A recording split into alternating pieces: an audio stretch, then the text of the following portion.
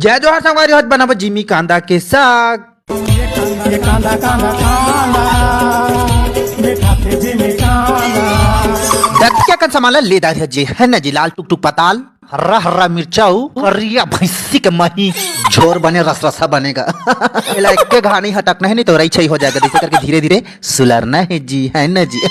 Bill वहां नवा friend बना डाइस करे और भंग भंग के बड़का टूरा करे आई आइए टिप जही ता भक लेते ला डार दी है जी है न जी। बनने सन जैसे करके गरम पानी में थोड़ा धो दारिया जी है न जी बने लुदलुदा हो जाएगा।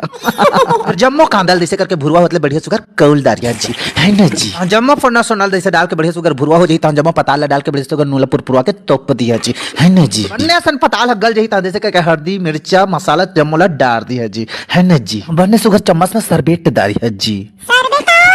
फिर जम्मो सादा सादा महिला डाल दिया जी है न जी। इसे करके पानी डाल दिया जी है न जी। गोगोट नहीं डालना है। फिर बनने सुगर डबकेगा तो जम्मो कांदा को डाल दिया जी है न जी। वाओ अमेजिंग झोल जैसे करके धनिया पुरपुरवा के तोप के मन के चुरन दिया जी। जाना तो हम और समझ चला। सुनत सगा ए जहुरिया के बोली रे हिलू हिलू मारे मोर जिमराला। ए जहुरिया के बोली रे हिलू हिलू मारे मोर जिमराला। और ये साग बन के तैयार हो गए जी।